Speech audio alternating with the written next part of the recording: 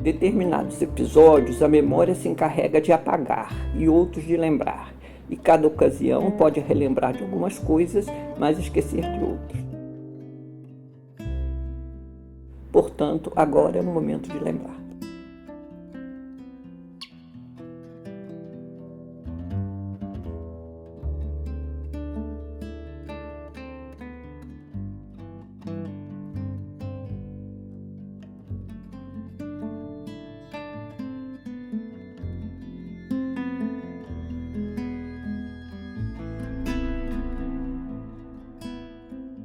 Então, professora, você podia contar um pouquinho do que se trata esse dossiê? Bom dia. Olha, esse dossiê pretende apresentar e discutir, expor alguns eventos relativos aos primeiros anos da década de 60 na PUC-Rio e principalmente na Escola de Sociologia e Política da PUC de então. Quer dizer, essa é a ideia de reunir nesse conjunto depoimentos a respeito dessa época. Em relação aos depoimentos, aos alunos da Escola de Sociologia e Política, o que eles têm em comum?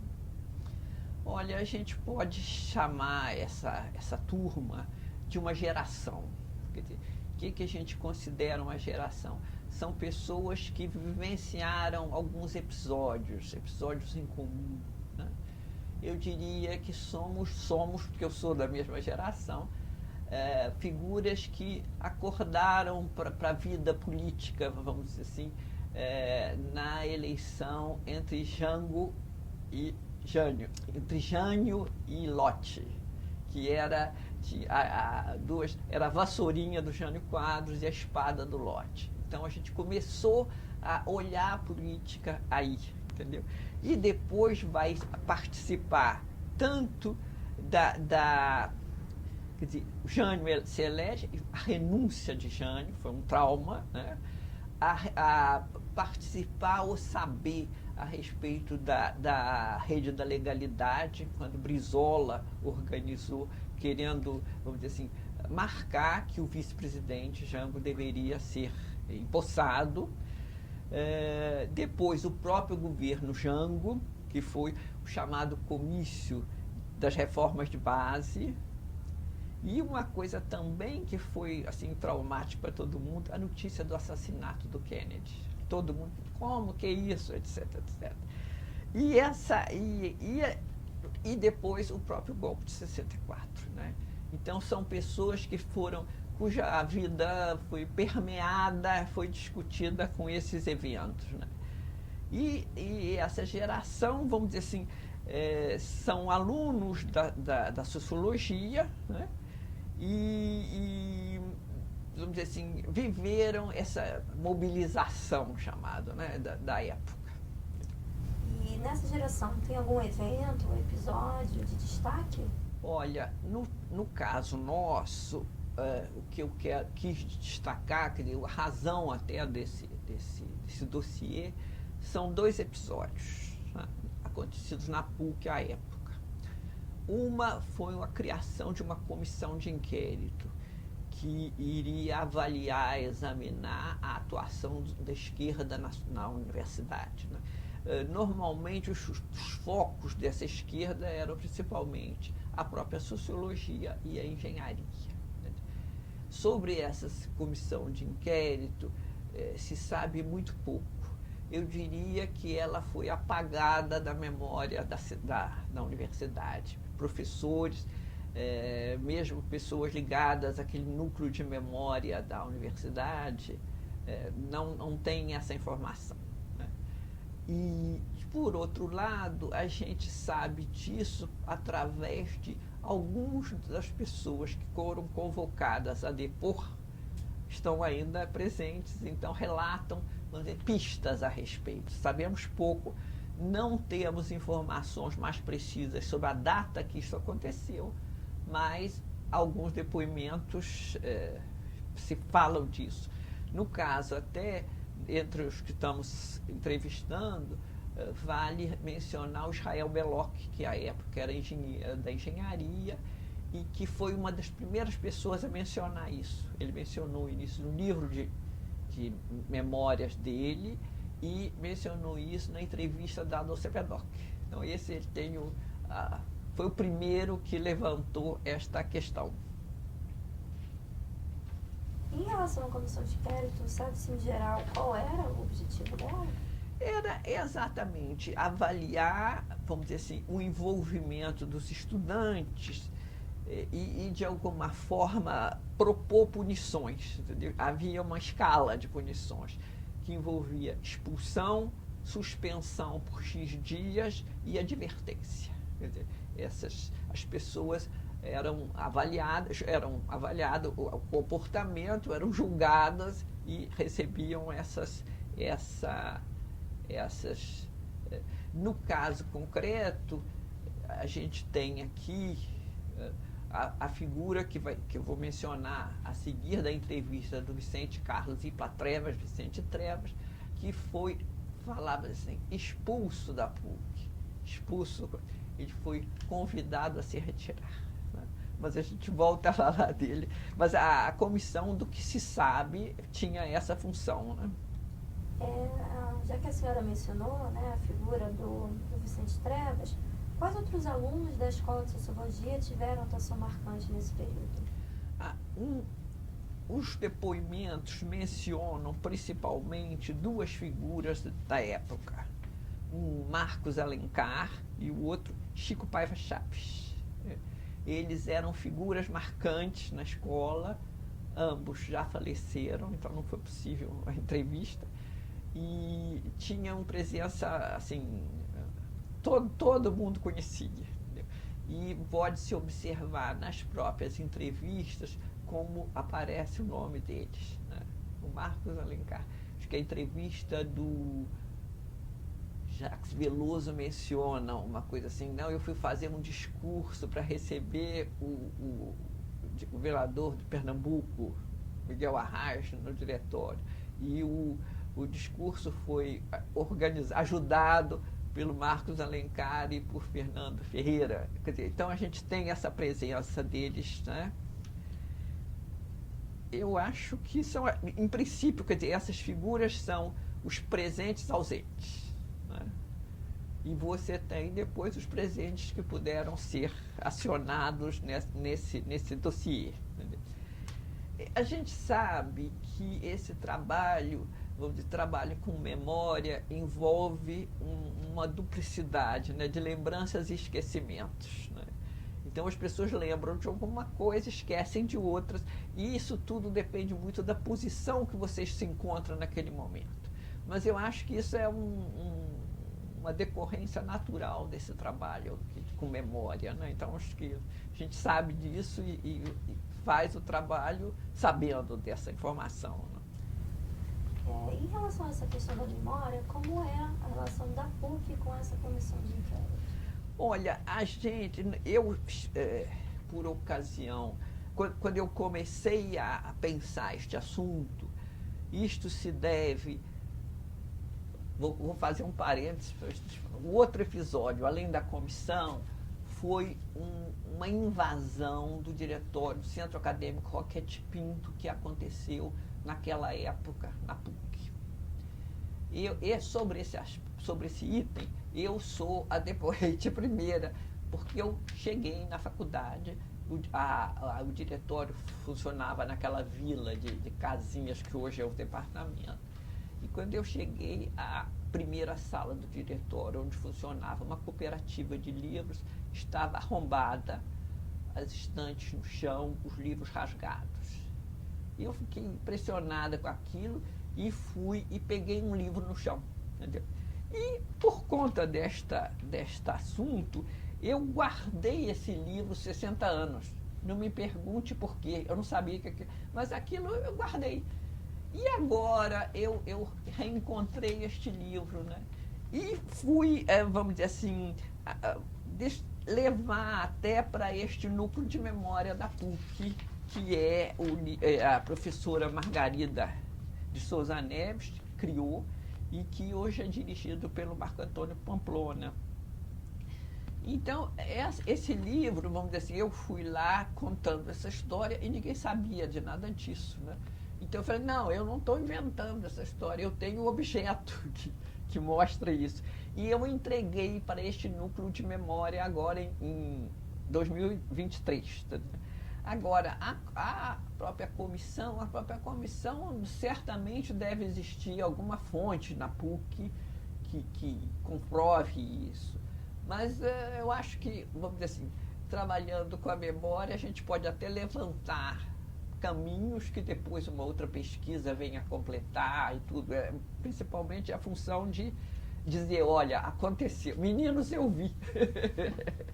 Voltando um pouquinho, como é que era o ambiente político da PUC-Rio naquela época? Como se organizava o movimento universitário? A PUC-Rio estava dentro de um contexto, vamos dizer assim, de atuação política bastante grande. Quer dizer, entre 61 e 64, a gente tem que entender que deu-se a transição da ação católica para a ação política, né? Da ação católica para a API. Né? E a figura mais relevante, mais significativa desta migração foi a figura de Aldo Arantes.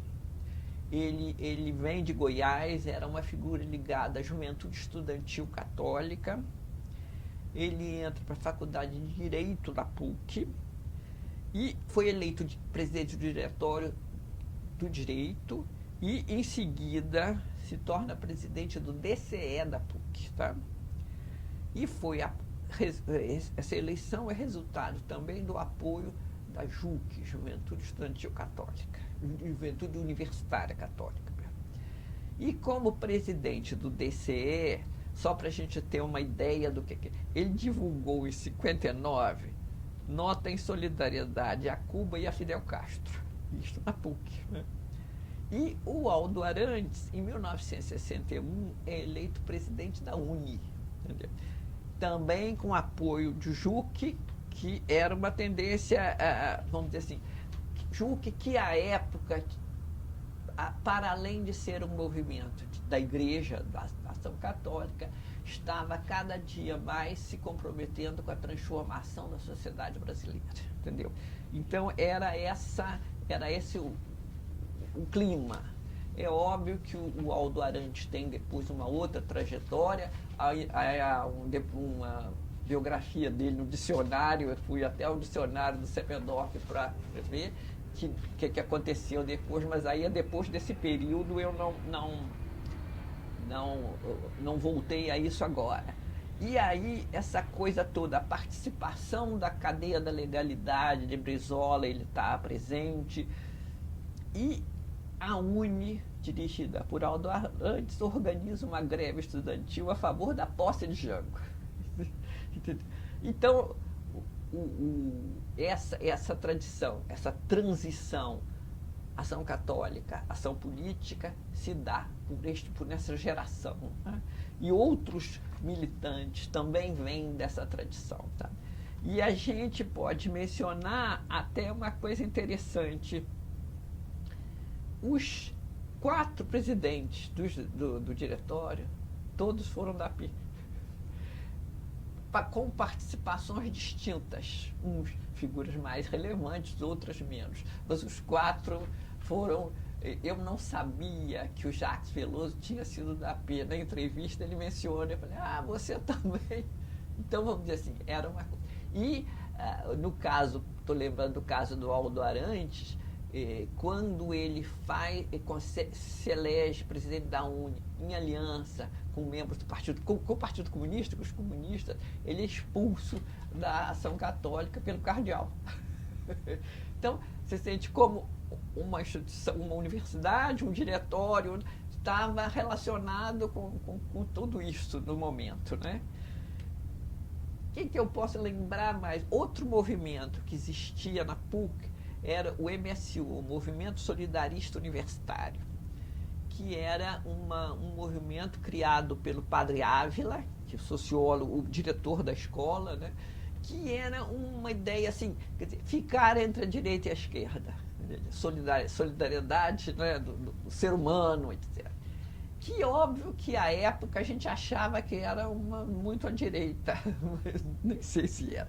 E no caso do MSU, quer dizer, lembrar algumas figuras da época que foram importantes. Dentre elas, Paulo Sérgio Pinheiro, conhecido à época como De Gaulle, que é uma figura relevante das relações internacionais, está em todo. Né, Carlos Alberto Direito, que virou.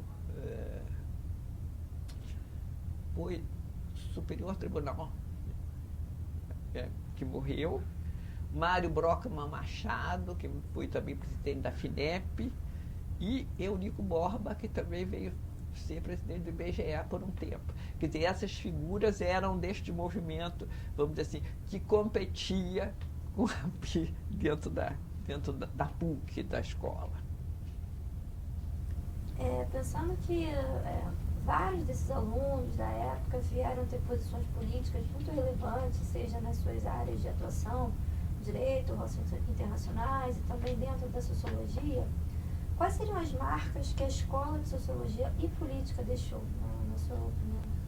Olha, eu acho que, vamos dizer assim, a escola foi importante porque, de alguma forma, essa coisa, as ciências sociais, uma concepção mais genérica do assunto, né? Pretendia formar sociólogos e política, e depois teve uma vertente de economia dentro da escola. Você tinha um primeiro ano que era de todos, depois se escolhia mais um pouco. E acho que era também uma coisa relevante. A escola como um todo tinha uns 80 alunos no máximo, entendeu? Então a gente conhecia todo mundo. Era uma comunidade, entendeu? Era um grupo. Então isso é muito importante. E eu vejo esta escola, vamos dizer assim, como uma coisa, esta geração junto com isso, quer dizer, pessoas que se engajaram politicamente em nome da sociologia, entendeu? Não era uma coisa fora, quer dizer, uma coisa é um engenheiro que estuda todos os trabalhos e tem um compromisso político. A gente juntava compromisso político com o próprio aprendizado, né? Então, eu acho que isso que é uma das coisas interessantes. E digo assim, só para a gente lembrar desta geração, lembro também, esta geração também é beneficiária de duas coisas: a criação do mestrado em antropologia no Museu Nacional, que é de 68, e o de ciência política no UPERJ, em 69. Quer dizer, essa geração pôde, vamos dizer assim, continuar seus estudos aqui. E muitos deles foram, inclusive, fazer doutorado fora, entendeu? Então, eu estava a fazer isso lembrando das figuras que a gente sabe que foi da escola. O primeiro, mais antigo, foi o Glaucio Aridilon Soares, que quando ele se formou, não era a Escola de Sociologia, era Instituto de Estudos Sociais, que também é organizado pelo Padre Abra, mas é o mais antigo e o mais relevante, assim, de conhecimento. Junto com isso, da própria geração, a professora Miriam Limoeiro, que teve um papel importante em vários movimentos, Vilma Figueiredo, que depois vai para Brasília, é professora de departamento. Então, eu vou mencionar alguns nomes aqui, eu anotei até para tentar não esquecer dos nomes, e só para a gente ter a ideia da relevância desta formação política e de vivência da época. Vou listar aqui os nomes: Afrânio Garcia, Alexandre Barros, Alice Paiva Abreu, Ana Clara Torres, Arlindo Fábio Gomes de Souza, Ayrton Fausto, Celina Vargas do Amaral Peixoto, Cláudia Menezes, Eurico Borba, Jacques Veloso, José Sérgio Leite Lopes, Lícia Valadares, Lígia Sigur, Lúcia Klein, Lúcia Lippe, eu própria, Luiz Antônio Cunha, Madalena Diegues, Maria Regina Soares de Lima, Maria Laís Pereira da Silva, Moacir Palmeira, Otávio Velho, Pedro Ribeiro de Oliveira, Regina Lúcia Morel, Vera Pereira, Vilma Figueiredo. Essas pessoas aqui estiveram presentes tanto na área de antropologia, de sociologia, de ciência política, quanto de instituições FINEP e outras, né? Além dessas pessoas propriamente da área acadêmica, a gente tem que lembrar do Sidney Miller, na música, Sérgio Santeiro, Antônio Calmon, Paulo Thiago trabalharam em cinema, né? E vamos dizer assim, então são pessoas que fizeram parte do mundo da cultura da época. Além desses, tem alguns que começaram ali e terminaram fora. No caso, o Vicente Trevas, que começou ali e foi convidado a se retirar e terminou em São Paulo, e outra pessoa que fez esse mesmo caminho, que foi a Maria Vitória Benevides, que começou ali e terminou em São Paulo. Desses nomes, tudo, eu estou esquecendo, o próprio Sérgio Miceli. Sérgio Miceli terminou, mas ele terminou na PUC e foi fazer a continuidade da vida acadêmica dele em São Paulo. Então, você veja, em 80 pessoas, tá, essa lista de pessoas que tiveram, né, deram continuidade ao seu trabalho, eu acho que é uma coisa que a gente tem que relembrar e festejar de alguma forma. E acho que nisso, assim, voltando um pouco às entrevistas que a gente fez, eu diria que a coisa importante de cada um deles, quer dizer, eu acho que o Jacques foi uma figura importante, vai se ouvir e ver ele falando, mas a coisa muito interessante, ele tinha e nos enviou a foto da presença do Miguel Arraes na PUC. Quer dizer, aquela foto assim, torna indiscutível o evento que se fala, né? Então, eu acho que é muito importante. A fala do Vicente Trevas, eu acho que é interessante ele mostrar, vamos dizer assim, como é que houve uma radicalização deste movimento político, e então, tendo em vista o que estava acontecendo, né? E aí ele menciona que isso foi página de jornal da época, do Correio da Manhã. Então, isso que gerou ser a pessoa mais visada pela comissão de inquérito. Eu acho que é importante isso. O Arlindo Fábio, que vem a ser o terceiro presidente do diretório, uma coisa interessante. Uma das coisas que era a luta da época é que os estudantes deveriam ter 1/3 das comissões oficiais da universidade. Aí o próprio Arlindo brinca, na PUC não teve isso, não teve. Resolveram que haveria 3 estudantes, não era 1/3, era 3 estudantes. E ele participou da reunião do Conselho Universitário Comum dos Estudantes, onde foi avaliada o que fazer com 2 estudantes, que são as figuras de Pedro Malan e Israel Belloc. É muito interessante esta coisa. Eles julgaram o que devia acontecer com esses estudantes, né? E ele narra como é que foi, como é que a importância do padre Ávila, que é o diretor da escola, e o padre Ozanam, que era também uma pessoa importante, como é que procedeu. Quer dizer, esses 2 padres foram, de alguma forma, um colchão entre os mais radicais que queriam expulsão e os alunos que queriam isentar qualquer coisa. Então é muito interessante porque relembra isso, né? E o Luiz Antônio, eu acho que ele vai nos contar uma coisa relevante. Na candidatura dele, ele foi candidato a presidente do diretório e não foi eleito. Não foi eleito porque ele não escreveu a chapa. E ele fala esta estratégia, porque era não confirmar a política oficial, né, do governo em relação aos diretórios. E isso foi uma decisão da PI. Estava lá e não sabia que tinha sido isso. Então eu acho que vai completando, entendeu? Pedaços que você conhece, o outro conhece outra coisa, e a gente vai conversando e complementando essas informações todas. Eu acho que pode ser, vamos dizer, acredito até que esse tipo de dossiê gere outros depoimentos posteriores. Várias pessoas que possam ver e possam depois dizer, mas eu tenho mais isso, mais aquilo para comunicar. Então, eu acho que essa é uma coisa papel da memória, não deixar que determinadas coisas sejam esquecidas, porque a gente aprendeu alguma coisa com o passado, né?